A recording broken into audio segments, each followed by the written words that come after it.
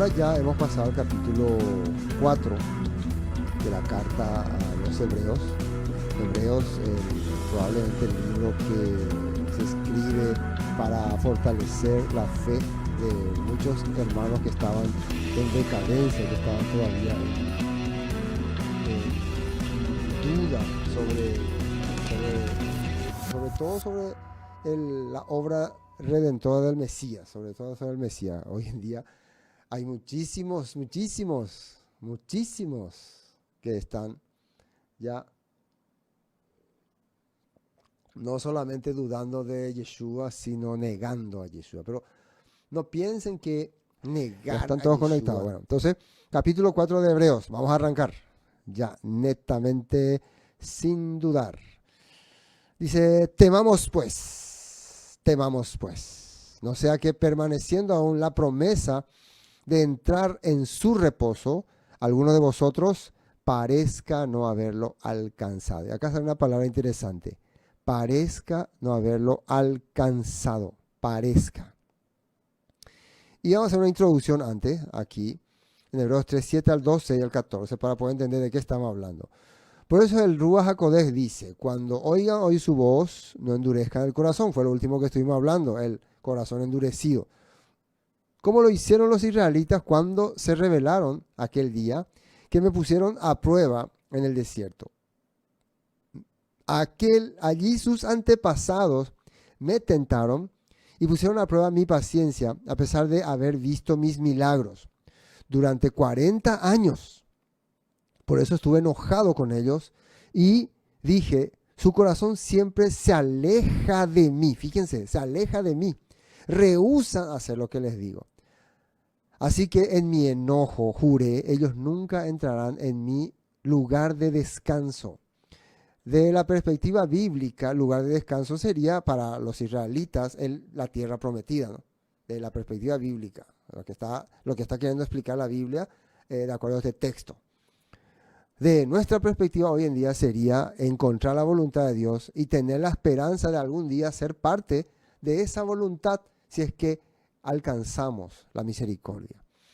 Y nosotros creemos, estamos convencidos de que alguna vez el Todopoderoso establecerá nuevamente su lugar de descanso para los que le han seguido, para los que le han amado. Bueno, esa es nuestra esperanza. Por eso estuve enojado con ellos y dije en su corazón siempre andan, bueno, eso ya leí. Pues si somos fieles hasta el fin, confiando en Elohim, con la misma firmeza que teníamos al principio, cuando creímos en Él, entonces tendremos parte en todo lo que pertenece al ungido. Porque el ungido, hay una profecía que dice que el ungido, el elegido, el Hijo del Eterno, cuando digo Hijo del Eterno me refiero al que hace la voluntad del Eterno, va a reinar. No me quiere dejar marcar, va a reinar, va a gobernar, va a dirigir el mundo. Él va a tener el mundo bajo sus pies. Es una promesa. Y ser parte de ese sistema, de ese gobierno, es nuestro anhelo. Ahora la pregunta que siempre nos hacemos, ¿y qué pasa si yo ya no estoy más cuando se establece ese reino? Si ya quedé bajo tierra. Y ahí siempre está la duda y la pregunta. ¿Será que tendremos la posibilidad de levantarnos nuevamente?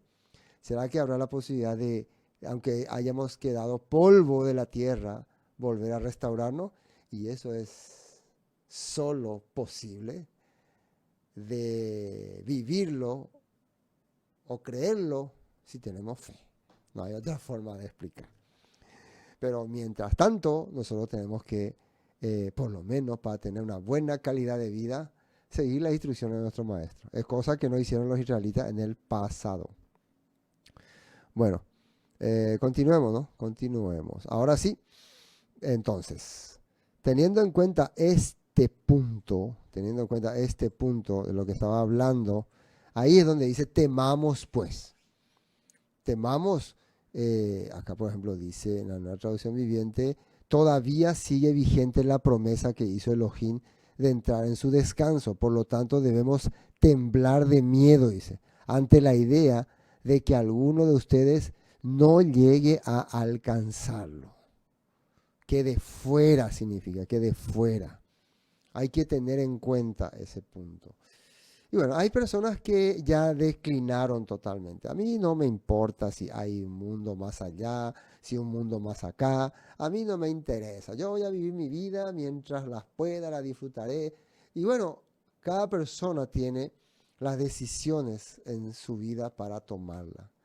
Y como nosotros somos creyentes en una promesa, el Todopoderoso nos ilustra a través de la escritura, a través de lo que nosotros estamos aprendiendo, y probablemente esa ilustración nos vaya a reflejar la idea de la esperanza que el ser humano puede tener cuando sabe o cree que hay la posibilidad de que su vida, a pesar de que ha pasado o ha dejado de existir, pueda ser restaurado. Es una esperanza que pone el Todopoderoso en nuestros corazones para tal vez valorar más también. Y para mí es algo positivo. Positivo. También le damos la entrada a los que quieran rechazarlo. No hay problema. Bueno, continuemos. Continuemos. Entonces, Reina Valera. Porque también a nosotros, y miren lo que dice acá, volviendo a la escritura, se nos ha anunciado la buena nueva como a ellos, pero no les aprovechó el oír la palabra por no ir acompañada de fe en las que la oyeron. Vamos a analizar para todos ustedes que están ahí para entender la palabra y que están viendo en pantalla y quieren saber de qué se trata, qué dice la escritura. Porque también a nosotros se nos ha anunciado la buena nueva. ¿Y quién? ¿Por qué dice también a nosotros? Porque está hablando de los israelitas que estaban en el desierto. ¿Qué es lo que ellos escucharon? Ellos escucharon la buena nueva. La buena nueva, es que la palabra buena nueva, acá está buena nueva, pero es la palabra besorá o la que conocemos como evangelio. Puntos importantes sobre la palabra besorá o buenas nuevas o evangelio, ¿no? 1. Existe el evangelio para los griegos. O sea, las ideas de buenas nuevas de evangelio son diferentes de acuerdo a la cultura, se puede decir, o al pueblo. Para los griegos es una cosa, para los romanos es otra cosa. El evangelio hebreo en antiguo pacto es una cosa. El 4. El evangelio de Yeshua es una cosa. Y el evangelio para nuestros días es otra cosa. Todos tienen algo en común, pero todos tienen una pequeña diferencia. Y eso es lo que tal vez muchas veces uno confunde. Por ejemplo, nosotros sabemos que cuando Yeshua anuncia, vayan y prediquen el evangelio, dentro de ese evangelio no incluía su muerte por nuestros pecados ni su resurrección, porque él todavía no había muerto ni había resucitado. El evangelio antiguo para los hebreos incluía sí la promesa de un restaurador, pero no incluía muchas veces un reino que se iba a restaurar, porque todavía ellos tenían el reino. Todavía estaba el reino con ellos. Eso es muy importante entender. El evangelio para nuestros días ya tiene otro enfoque, porque enfatiza en lo que el Todopoderoso hizo por su pueblo, liberándolos de Egipto, dándole la promesa de una tierra prometida y levantando al rey David. Y dentro de ese evangelio para nuestros días también ya le agregamos la Besorá, o sea, la Besorá digo yo, como la Brit Hadashah, el nuevo pacto, la alianza, la restauración y la promesa de alcanzar a las naciones.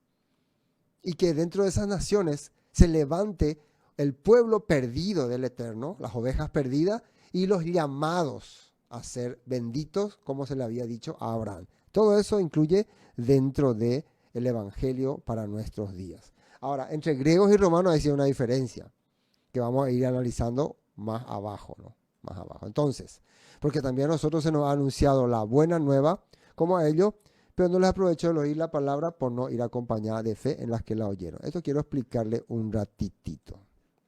Atienda.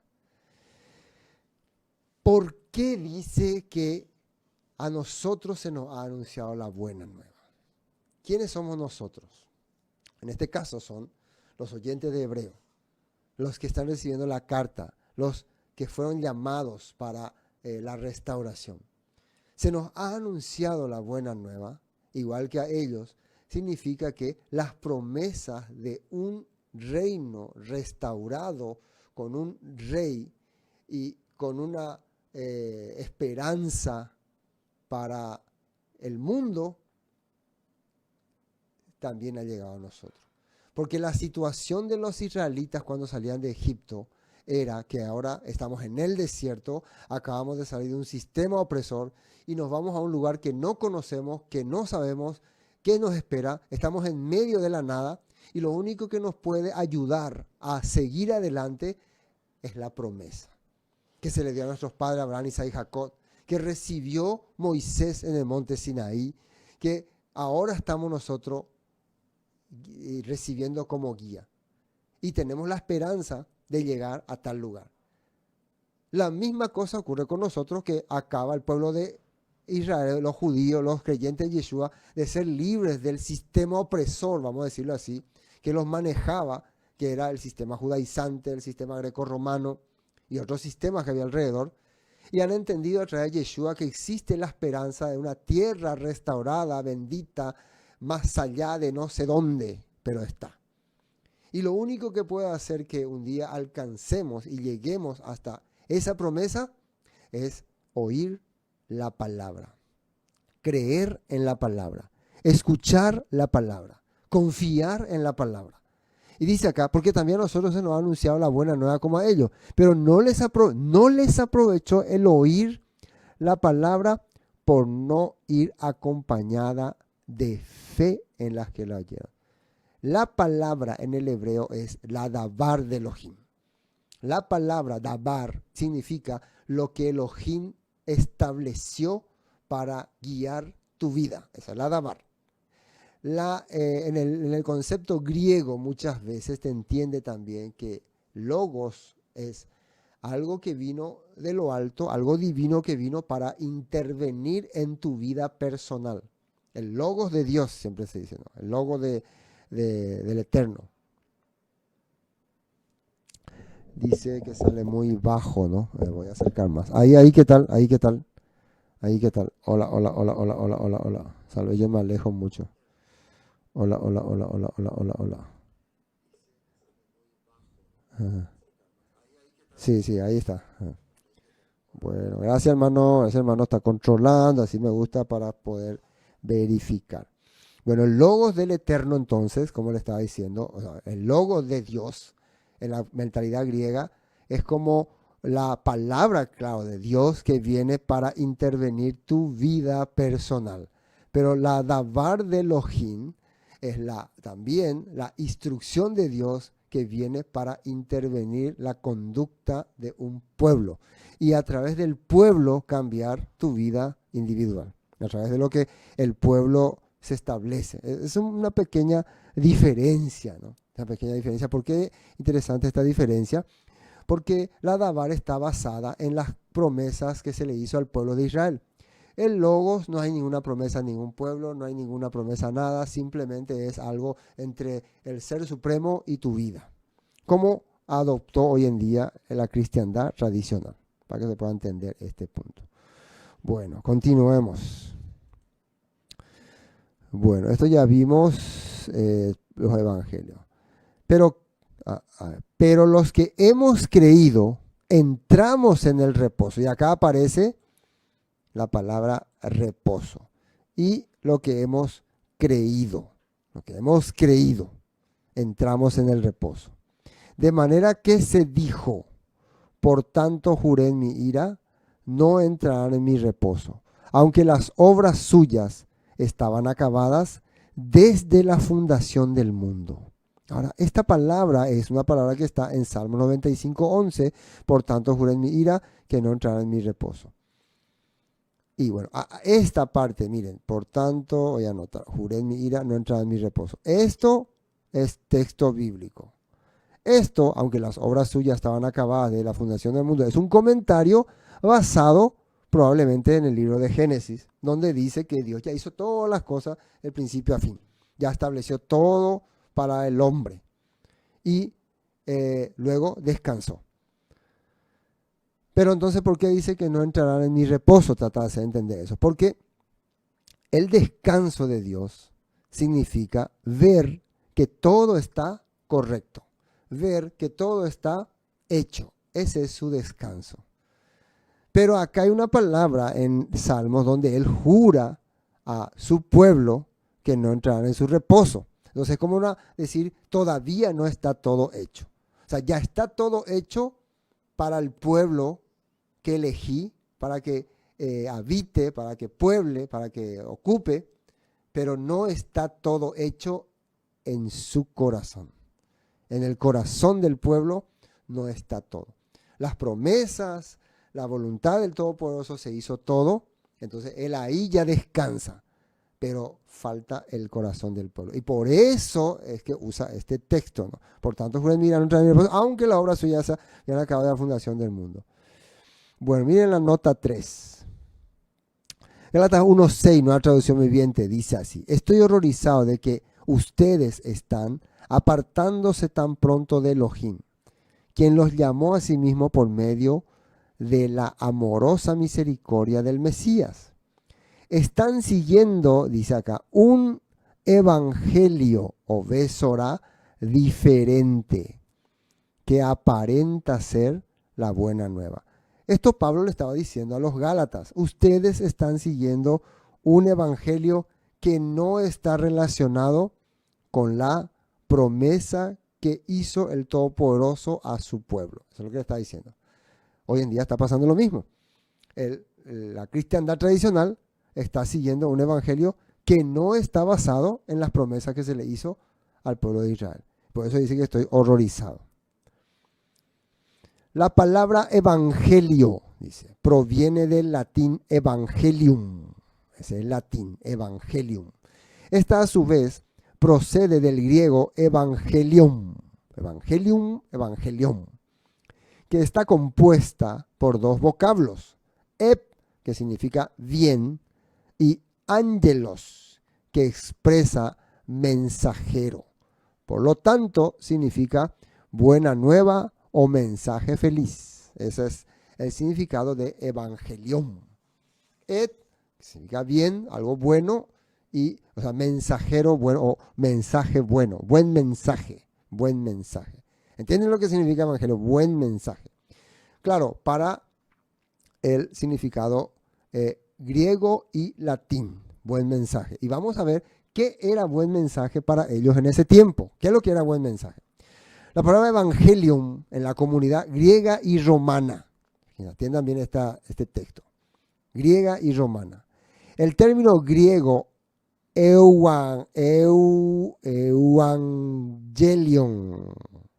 evangelion, si lee bien, era conocido ya por los autores clásicos Homero y aparece también en los documentos más cercanos a los escritos del Nuevo Testamento.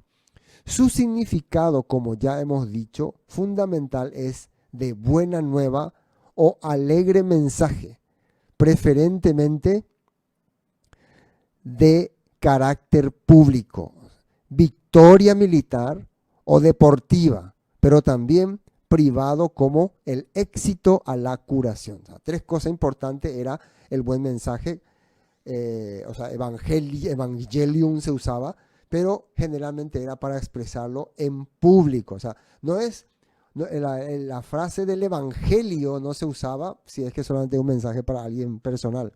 Era algo para un público en general, un mensaje para el público en general. Las comunidades cristianas, ¿qué dice acá? Helenísticas, ¿qué quiere decir helenísticas? Es mezclar, o sea, judíos convertidos a la mentalidad griega. Acá dice mentalidad griega, ¿no? Mentalidad griega.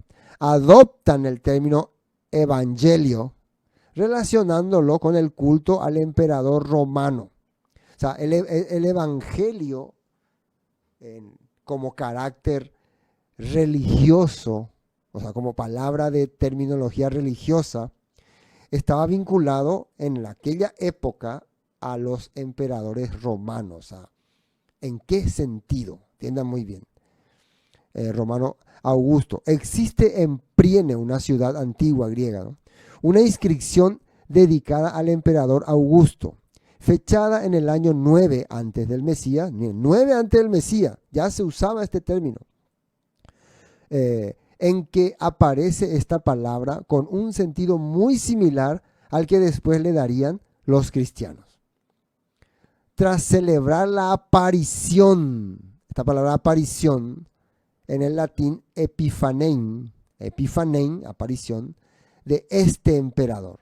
Ellos celebraban que el emperador Augusto en tal lugar apareció, tuvo una manifestación divina, divinizado como Salvador. O sea, apareció como un Dios Salvador. Así ellos tenían. O sea, hay una inscripción ahí. Es como decir, aquí apareció el emperador Augusto como nuestro gran Salvador. Así, ¿no? Él vino y, ¿cómo se dice? Acá él vino y fue nuestro Salvador. Y acá vamos a poner esta lápida en homenaje al año 9 antes del Mesías. Antes del Mesías. ¿Están captando? ¿Están captando? Bueno, continuamos. Después dice, de este emperador divinizado como Salvador, esa palabra soter, la palabra soter, de la humanidad. Dicho texto termina así: el natalicio del Dios comenzó para el mundo, la buena nueva o la evangelium que vinieron por él. O sea, ¿qué es el evangelio para la mentalidad greco-romana? La divinización de sus gobernantes y sus apariciones misteriosas. Ese es el evangelio. Apareció el Dios Augusto y es nuestro Salvador del mundo. Bueno, no sé si me están entendiendo. Esa es la mentalidad grecorromana para entender evangelio. Entonces, desde ahí, ¿qué se hacía? Se llevaba esta noticia. Hermanos, querido pueblo romano, Augusto se ha divinizado y apareció en tal parte como Dios, apareció en tal parte como Dios. Él es el Salvador del mundo, y eso tenían que difundirse para todos el mundo. En este caso, la palabra tiene un sentido religioso, dice, ya que el culto al emperador tenía ese sentido. La palabra evangelio, bajo el contexto romano, se transforma en un mensaje opuesto al pensamiento hebreo o besorao. ¿Por qué? ¿Por qué en el caso del pensamiento hebreo es diferente? Que tuvieron los creyentes de los años 200 al 325, que está contra de la Torá y los misbot, mandamientos. La palabra evangelium era tanto la noticia del nacimiento de un nuevo emperador como de las batallas ganadas que las tropas imperiales habían obtenido sobre el enemigo, saqueando, destruyendo pueblos y violando y masacrando gente inocente. Formaba parte de la ideología imperial que luego la aplicarían al cristianismo. Les voy a explicar en mi lenguaje. ¿Qué es evangelium o evangelium para la mentalidad greco-romana? Primero, la aparición de uno de sus emperadores en forma de divinidad. Un emperador que ya murió, ¿no? Pero aparece en forma de divinidad. Y entonces eso es un evangelio, quiere decir que nuestro emperador regresó. Entonces hay que llevar este mensaje a todas las provincias de que Augusto ahora es un Dios y está entre nosotros y que aparece y es nuestro Salvador. Ese era evangelio. Entonces, a partir de ese momento, todos ellos basándose en esa información de que están acompañados por el dios Augusto que apareció y se hizo hasta una lápida, tomaban eso como buena noticia, buen mensaje, e iban a las guerras y conquistaban pueblos y conquistaban aldeas y masacraban gente porque su dios, emperador divinizado, les estaba guiando. Por eso decían, ave César, ave César, ave César, no es pájaro César, ave César, era un dios, una divinidad. Y esa era una buena noticia, un evangelio. Ahora, ¿por qué dice que eso es contrario a la Besorá? Porque el evangelio del greco-romano no tiene nada que ver con instrucción, con guía, con promesas dadas a un pueblo. No tiene nada que ver con eso. Tiene que ver simplemente con un ser divino que se manifiesta y influye en tu vida y te da poder para que vos domine el mundo. Lo que hoy en día está haciendo la cristiandad tradicional. En el nombre de Jesús, en el nombre de Jesús tengo poder, destruiré esto, destruiré cadenas, expulsaré demonios, haré... Y en eso se ha terminado hoy en día. Sí, es cierto, ¿no? Muchas de las cosas que digo no agradan, ¿no? Pero estamos investigando, estamos haciendo. Ahora, entonces, pastor, ¿y qué entonces la Besorá para la mentalidad hebrea? Y eso es lo que vamos a ver ahora, ¿no? Voy a mirar. Bueno, creo que ya vimos todo aquí. Sí. Por tanto, juré en mi ira no entrar en mi reposo, aunque las obras suyas estaban acabadas de la fundación del mundo. Porque cierto lugar dijo así el séptimo día, y reposó Elohim de todas sus obras el séptimo día. Fíjense que aquí, en el hebreo, ya está diciendo, de cierto lugar dijo así del séptimo día, y reposó Elohim de toda su obra el séptimo día. Y le llama lugar. Esto en Génesis 2, y acabó Elohim el día séptimo la obra que hizo, y reposó el día séptimo de toda obra que hizo. Creo que no lo estoy mostrando la Biblia. Ahora sí. Bueno, ahí está. Por tanto, bueno, cuando habla de que cierto lugar, está claro desde mi perspectiva, vamos a ver la Nueva Traducción Viviente como dice. Sabemos que está preparado debido al pasaje en las Escrituras que menciona el séptimo día, dice. Cuando llegó el séptimo día, descansó de toda su labor. Sabemos que está preparado, o sea, por el día de reposo, debido a acá menciona cierto pasaje, cierto texto en las Escrituras, menciona el día séptimo, cuando llegó el séptimo día, descansó de toda su obra. Ya eso creo que expliqué. Para el Todopoderoso, que era descansar, ver que todo estaba hecho, ¿no? Que todo estaba realizado, que todo estaba cumplido. Eso era para él reposo. Y otra vez, repita aquí, versículo 5, no entrarán en mi reposo. ¿Por qué? Porque aunque para Dios estaba todo ya preparado para el reposo, en los corazones de los israelitas no había ese, ¿cómo se puede decir? Esa esperanza. Ellos no veían lo que Dios les quería mostrar, porque su mente todavía estaba en Egipto. Y eso dice que andaban vagando en Egipto. Salmo 95:11, por eso ya leímos, ¿no? Por tanto, dice el versículo 6, puesto que falta que algunos entren en él, y aquellos a quienes primero se le anunció la buena nueva no entraron por causa de desobediencia. Otra vez determina un día hoy diciendo, después de mucho tiempo, por medio de David, como se dijo, si oyeres hoy su voz, no endurezcáis vuestros corazones. Ahora, vamos a analizar. Nosotros, la idea de este estudio es analizar cada versículo. ¿Por qué dice que falta que algunos entren primero? ¿Quiénes son los que falta que entren?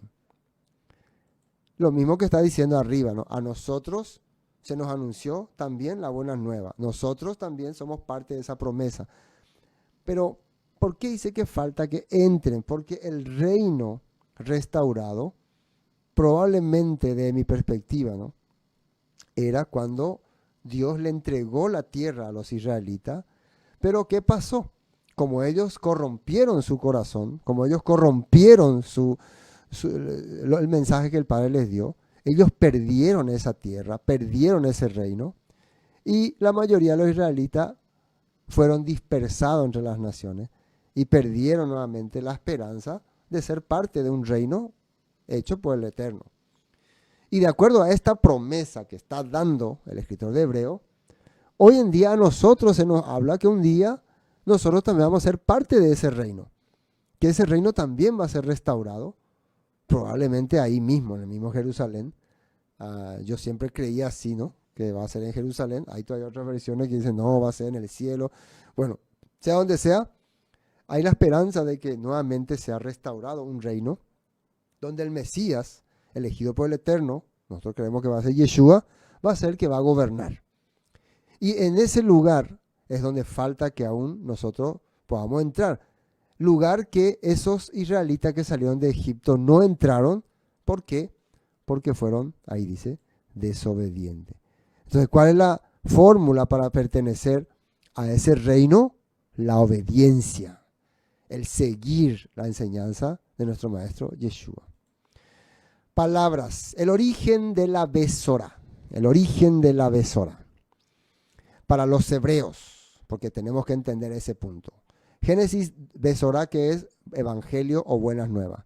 Génesis 1 al 3. El Señor le había dicho a Abraham, deja tu patria y tus parientes y la familia de tu padre y vete a la tierra que yo te mostraré. Haré de ti una gran nación, te bendeciré y te haré famoso y serás una bendición para otros. Bendeciré a quienes te bendigan y maldeciré a quienes te traten con desprecio. Todas las familias de la tierra serán bendecidas por medio de ti. Esa es la promesa que se le dio a Abraham. Sal de tu tierra y de tu parentela. Te voy a dar una tierra. En Génesis 13:14, después de que Lot se fue, el Señor le dijo a Abraham, mira lo más lejos que puedas. En todas las direcciones, al norte y al sur, oriente y al occidente.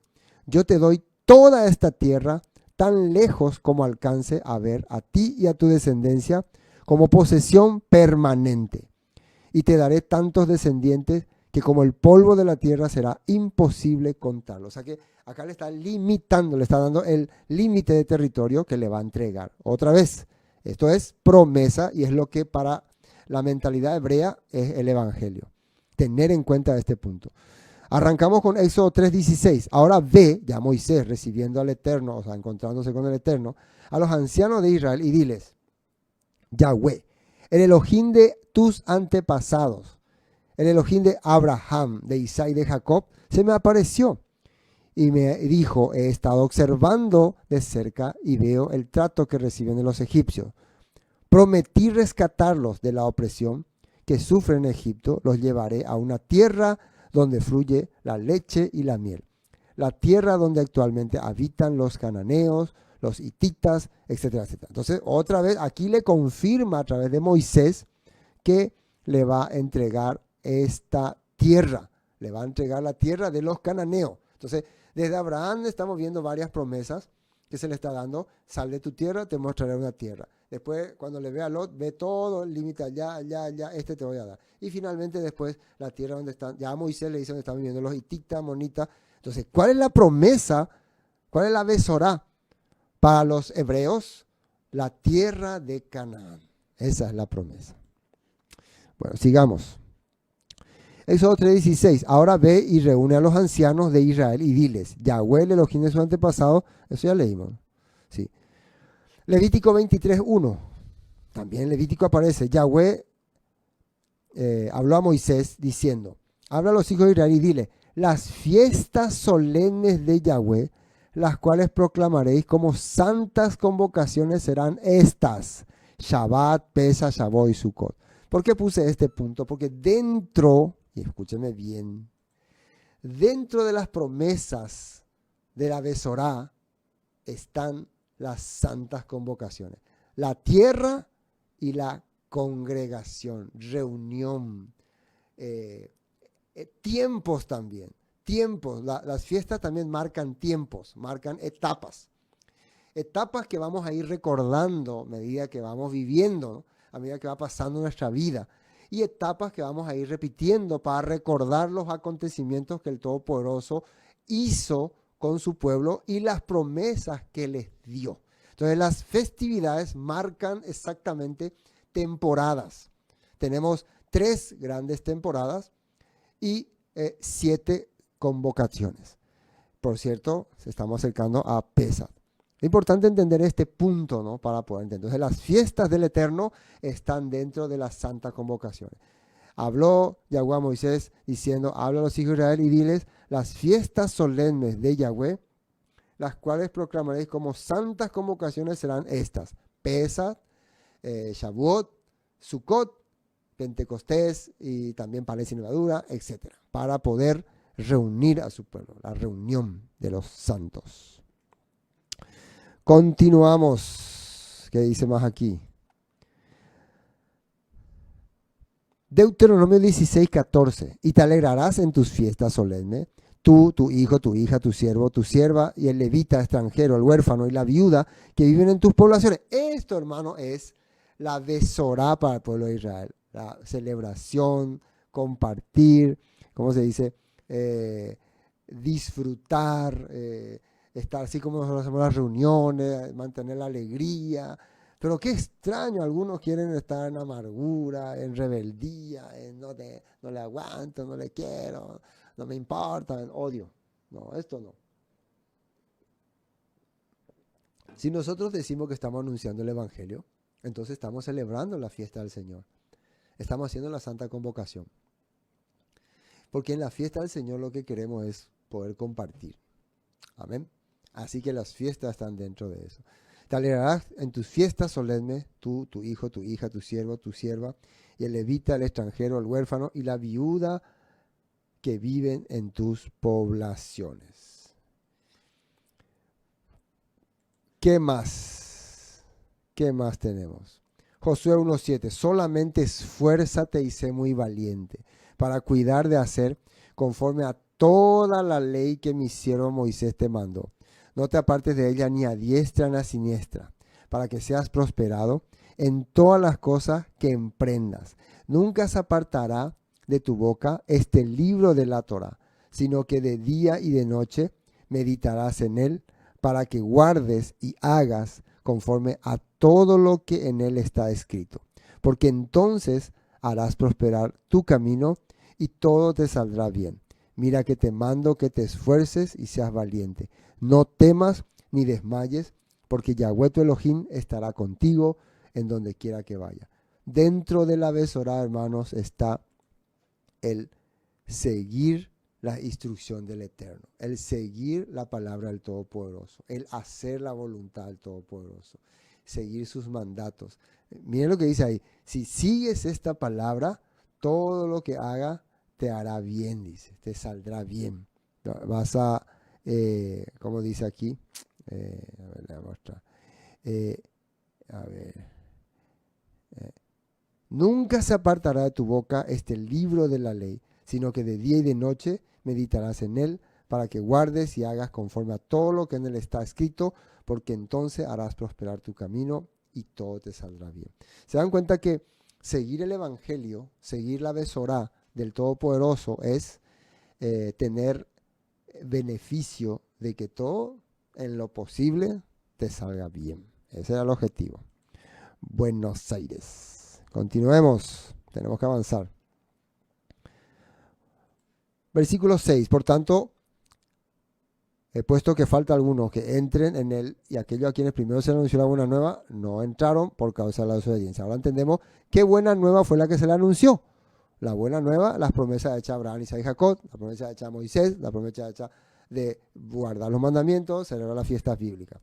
Ahora dice, otra vez termina hoy diciendo, después de tanto tiempo, por medio de David. También David entra en parte de las buenas nuevas. Como se dijo, si oyeres hoy su voz, no endurezcáis vuestros corazones. Este es un salmo de David que habla de si Dios hoy toca tu vida, no cierre tu corazón. Veamos la nota que dice.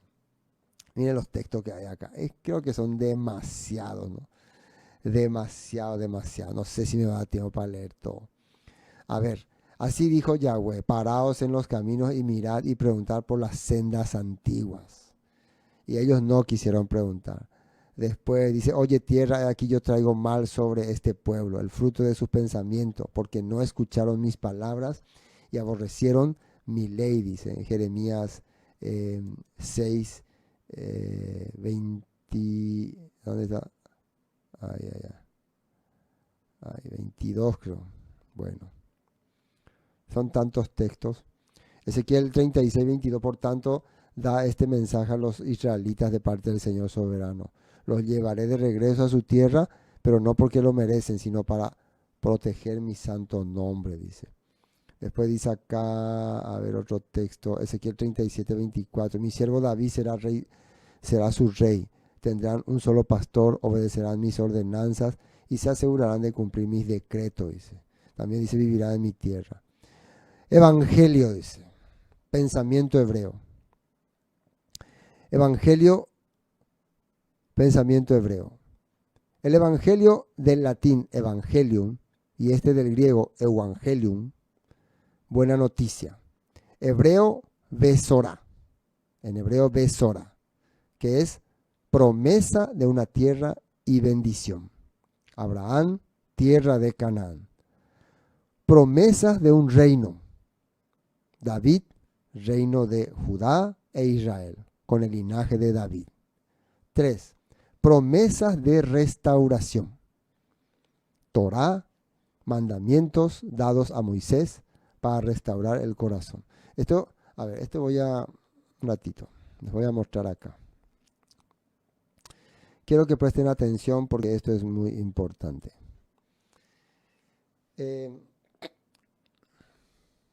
Ya vimos que el evangelio de la perspectiva greco-romana es la divinización de los reyes y anunciar que un rey, un faraón, ha sido divinizado, ha sido convertido en Dios y ahora está entre nosotros y nos da la fuerza para ir a dominar el mundo. Ese es el evangelio de la perspectiva greco-romana. De la perspectiva hebrea, es lo que les voy a leer ahora. Besora, y es la promesa de una tierra y bendición. Bendición significa acompañamiento del Todopoderoso. A Abraham se le prometió la tierra de Canaán, la tierra prometida, y acompañarle. También promesa de un reino, promesa de una tierra y dentro de esa tierra un reino.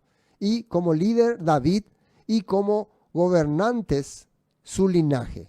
Esa tierra sería entre Judá e Israel. Judá, pueblo que mantendría la promesa a través de la escritura, de las ordenanzas, e Israel, que estaría dispersa entre las naciones y que serían parte también de la restauración en el último tiempo. 3, promesa de restauración. O sea, Torah, mandamiento. La Torah restaura, quiere decir, cambia mi vida. Cuando ellos salieron de Egipto, salieron con una mentalidad totalmente corrompida por todo lo que recibieron de Egipto. Durante que estuvo en el desierto, el Todopoderoso quería restaurar sus mentes dándole las instrucciones, las ordenanzas, las leyes. A través de eso iba a restaurar sus vidas. Eso es parte de la promesa también. Promesa de restauración a través de la Torá, mandamientos dados a Moisés para restaurar el corazón. Por eso dicen Hebreos, este es el pacto que haré con ellos después de aquellos días, pondré mi Torá en su mente y las escribiré en su corazón. Y seré a ellos por Dios y nunca más me acordaré de sus pecados y transgresiones. 4, promesa de mevaser. ¿Qué es un mevaser? Es un mensajero, un evangelista o el que proclama las promesas. No es un divino, no es un Dios como hay en el evangelio, de acuerdo a la mentalidad greco-romana, que es una deidad que trae poder a nuestras vidas. Es un mensajero que el Todopoderoso va a elegir. Si tiene características divinas, es otra cosa, ¿no? Es otro punto de vista. ¿Qué significa característica divina? Por ejemplo, poder hacer milagros, poder, no sé, atravesar la pared, poder aparecer aquí, desaparecer allá, poder caminar entre las aguas. Todas estas manifestaciones son manifestaciones divinas. Pero no es Dios, es enviado de Dios. En el caso del Evangelio, de acuerdo a la mentalidad greco-romana, el emperador es un Dios salvador. Y no está dando instrucciones, simplemente vos confías en él y él te da poder. Invocás su nombre, por eso Ave César, invocás su nombre y voy a tener poder. Pero entonces eso se le dice mevaser, evangelista o el que proclama las promesas, mensajero de paz y esperanza. Promesas de vida eterna, también está dentro de la Besora. Mesías Salvador, Yeshua HaMashiach, por medio de la obra de Yeshua y la resurrección. O sea que vemos que esta es una parte importante. A través de la vida del Mesías, a través de la obra del Mesías, el Mesías recibió un don divino. ¿Qué es ese don divino? Resucitar. Por lo menos nosotros que creemos en Yeshua, creemos en eso, ¿no? Yo siempre hablo así porque hay muchas personas cuando, así como Pablo, cuando tocó la resurrección, ay, ¿qué está hablando este loco? Y aunque ustedes no lo crean, en este tiempo hay personas que cuando vos empezás a hablar de la resurrección, te dicen loco, y puede ser, se les respeta su opinión. Pero bueno, entonces, a través de la obra de Yeshua, a través de la vivencia de Yeshua, a través de que Él muere, es sepultado, y tenemos algunos datos bíblicos de que Él resucita, aparece, algunos testifican, de acuerdo a los comentarios, es que tenemos la promesa de que lo mismo acontecería con nosotros. Por eso, dentro del Evangelio, culminamos con esta parte, promesa de vida eterna. Mesías Salvador, Yeshua HaMashiach, por medio de la obra de Yeshua y la resurrección. Entonces, repito, ¿qué son los puntos claves del Evangelio, de acuerdo al pensamiento hebreo? Evangelio, en el latín, en el hebreo, Besorá. Promesas de una tierra, promesa de un reino, promesa de restauración, promesa de un mensajero, promesa de vida eterna y promesa de resurrección. Amén. Bueno, creo que estamos aclarando las cosas. Continuamos, tenemos que continuar. Porque si Josué le hubiera dado reposo, no hablaría después de otro día. O sea, fíjense acá que acá está tratando de hacernos entender que el reposo que ellos recibieron al llegar a la tierra prometida era parte del plan, pero David no hablaría de otro reposo. ¿Y de qué está hablando acá? Justamente en Deuteronomio 31:7. Y llamó Moisés a Josué y le dijo, bueno, este fue lo que le dijo Josué. Pero el otro reposo es el que está hablando acá, por tanto queda un reposo para el pueblo de Dios. Cuando dice juré mi ira, no entrará en mi reposo. Se está hablando de ese reino restaurado por medio de David. Porque el que ha entrado en su reposo también ha reposado de sus obras como el ojín de la suya. Ahora, cuando dice que ha entrado en su reposo, se refiere a que cuando vos entraste en la promesa del Eterno, cuando vos ya sos parte de esa promesa, entonces también en tu corazón hay el reposo. Recuerden que aunque el Todopoderoso estableció el reposo para su pueblo, en el corazón del individuo hebreo no estaba todavía ese reposo, ese lugar, porque su mente todavía estaba en el sistema, estaba en el mundo, estaba caminando en el mundo.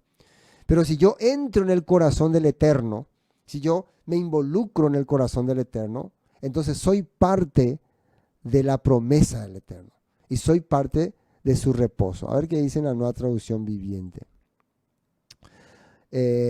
Así que todavía hay un descanso especial en espera para el pueblo de Dios, pues todos los que han entrado en el descanso de Dios han descansado de su trabajo, tal como Dios descansó del suyo después de crear el mundo. Ya está igualando la obra, el descanso de Dios, con el que ha entrado en el descanso de Dios. O sea, es como decir, ¿cómo les puedo explicar? Vamos a cambiar la frase, ¿no? Todo el que entra en la mentalidad del Eterno, todo el que entra en la mentalidad del Eterno, encuentra el descanso que el Eterno tiene y descansa también de sus aflicciones. De sus obras sería de ese pensamiento de decir, ¿será que yo seré parte de ese reino? ¿Será que yo seré parte? Porque vos estás siguiendo su voluntad, vos estás parte de su camino. Entonces, se puede decir la famosa tranquilidad de que soy salvo, ¿no? La famosa tranquilidad que todos quieren tener. ¿Será que yo soy salvo? ¿Será que yo soy salvo? Algo así. Pero bueno, vamos a terminar porque queremos avanzar. Pues todos los que han entrado en la traducción viviente, vamos a Reina Valera. Porque que han entrado en su reposo también ha reposado las obras como Dios de la suya. Procuremos pues entrar en aquel reposo para que ninguno caiga en semejante ejemplo de desobediencia. Porque la palabra de Dios es viva y eficaz, y más cortante que toda espada de dos filos, y penetra hasta partir el alma y el espíritu, las coyunturas y los tuétanos, y discierne los pensamientos y las intenciones del corazón. A ver, tengo acá varias cosas que son la palabra, ¿no? Por ejemplo, aquí Después de que Juan fue encarcelado, Yeshua vino a Galilea predicando el evangelio del reino de Dios, diciendo, el tiempo se ha cumplido y el reino de Dios, el reino de Elohim, las promesas, se ha acercado. Arrepentidos y cree en la Besora. Promesa escrita en Isaías 61. El Espíritu del Eterno está, bueno, en resumen, Mateo 11, los ciegos ven, bueno, en resumen les voy a decir qué significa esto.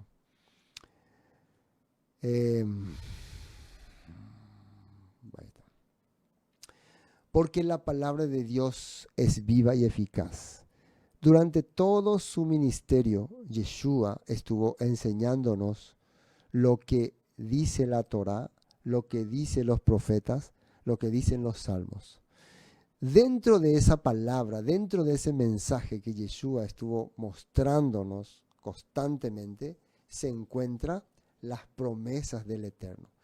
Y esa palabra que está en la Torá, que está en los salmos, en los profetas, tiene poder para cambiar mi corazón, para traerme otra vez al camino del Eterno y para darme esperanza para ser parte de sus promesas.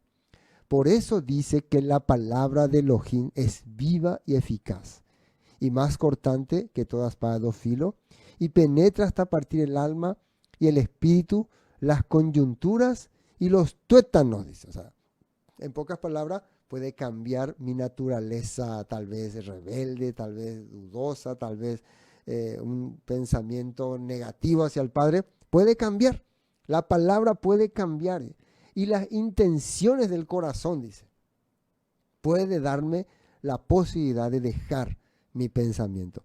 Y lo que quería mostrarles que estaba en el texto es, por ejemplo, Marcos 1:14, donde Yeshua dice que el tiempo se ha cumplido, el reino de los cielos se ha acercado, arrepentidos y creen en el Evangelio. Lucas 4:18, la promesa de que el Espíritu Santo viene, dice, el Espíritu del Eterno está sobre mí, Lucas 4:18, por cuanto me ha ungido para dar las buenas nuevas al Besorá y me ha enviado a sanar, etcétera, etcétera, etcétera. Mateo 11, los ciegos ven, los cojos andan, los viene a restaurar. Mateo 24, aparecerán muchos falsos profetas, engañarán a mucha gente, abundará el pecado por todas, pero también anuncia los últimos tiempos del fin. Toda esta palabra que Yeshua explicó, narró, redactó y les puso a sus discípulos en su mente, son parte de las promesas que pueden cambiar nuestro corazón. Y eso es lo que la Biblia está llamando como el Evangelio. Continuando, vamos a terminar. Nos queda poco versículo, así que voy a terminar. Continuando. Y no hay cosa creada que no sea manifiesta en su presencia. Antes bien, todas las cosas están desnudas y abiertas a los ojos de aquel quien tenemos que dar cuenta. O sea, todo se descubre a través de la Escritura. Todo aquel que quiere ser farsante, que quiere predicar cualquier macanada que no tenga nada que ver, es desenmascarado por la Escritura. Dice acá, no hay nada en toda la creación que esté oculto a Dios. Todo está desnudo y expuesto ante sus ojos, y es a Él a quien rendimos cuenta. Hechos 14:11, ciudad de Listra, dice, confunden la Besorá por Evangelium. Mire, esta parte interesante. Cuando la multitud vio lo que Pablo había hecho, atiendan bien, gritó en su dialecto local. Estos hombres son dioses en forma humana. Ahí ellos están confundiendo el Evangelium con la Besorá. Decidieron que Bernabé era el dios griego Zeus y que Pablo era Hermes, por ser el orador principal, dice. El templo de Zeus estaba situado justo fuera de la ciudad, así que el sacerdote del templo y la multitud llevaron toros y coronas de flores a las puertas de la ciudad y se prepararon para ofrecerles sacrificios a los apóstoles. Cuando los apóstoles de Bernabé y Pablo oyeron lo que pasaba, horrorizados, se rasgaron la ropa y salieron corriendo entre la gente mientras gritaban: amigos, ¿por qué hacen esto? Nosotros somos simples seres humanos, tal como ustedes. Hemos venido a traerle la Besorá, las promesas que se le dio a nuestro pueblo de Israel y de la cual ustedes ahora están siendo parte también. Buena noticia de que deben apartarse de estas cosas inútiles y volverse al Elohim viviente, quien hizo el cielo y la tierra, el mar y todo lo que hay en ello. En el pasado Él permitió que todas las naciones siguieran su propio camino, pero nunca los dejó sin pruebas de sí mismo y de su bondad. Por ejemplo, les envía lluvia y buenas cosechas, y les da alimento y corazones alegres. No obstante, aún con estas palabras, a duras penas Pablo y Bernabé pudieron contener a la gente para que no le ofrecieran sacrificio. O sea, ¿qué le está diciendo? El Elohim verdadero no es que envía hombres y que hacen algún milagro y ya son divinizados. El Elohim verdadero envía su buena nueva, que es que puedan reconocer su creación y cambiar su mentalidad, salir de esta mentalidad. Eso le está diciendo. Dejar esta creencia popular. Romanos 1 dice, porque no me avergüenzo del Evangelio, porque es poder de Elohim para salvación, rescate a todo aquel que cree, al judío primeramente, heredero de la promesa, y también al griego, naciones restauradas y bendecidas. Porque en el Evangelio la justicia de Elohim, Torah, se revela por fe y para fe, como está escrito, mas el justo por la fe vivirá. Bueno, por tanto, teniendo un gran sumo sacerdote, o sea, Yeshua, que traspasó los cielos, Yeshua el Hijo de Dios, retengamos nuestra profesión. Porque no tenemos un sumo sacerdote que no pueda compadecerse de nuestras debilidades, sino uno que fue tentado en todo, dice, según nuestra semejanza, pero sin pecado. Sin pecado quiere decir sin haber quebrantado los mandamientos. Acerquémonos pues confiadamente al trono de gracia, para alcanzar misericordia y hallar gracia para el oportuno socorro. ¿Cuál es el trono de gracia? La Torah. Ese es el trono de gracia, el que está donde está la esperanza del Todopoderoso. La Torah, la instrucción, la palabra del Eterno. Amén. Gracias a todo. En resumen, el Evangelio que el apóstol, que el escritor de Hebreo nos está queriendo transmitir es las promesas que se le dio al pueblo de Israel. Dentro de esa promesa está la instrucción del Todopoderoso, la Torah, la vivencia, el carácter que el Padre quiere que tengamos y la esperanza de una vida futura mejor y de una vida por venir. Está en nosotros aceptar o no esa promesa. Dentro de esa vida por venir es lo que nosotros llamamos descanso o reposo del Eterno. ¿Ven? Gracias, hermanos, por acompañarnos. Gracias por siempre estar allí. Recuerden que nos estamos acercando a las fiestas bíblicas. Shalom para todos, que el Eterno les bendiga, que puedan pasar un excelente fin de semana. Nos vemos la próxima. Shabbat Shalom.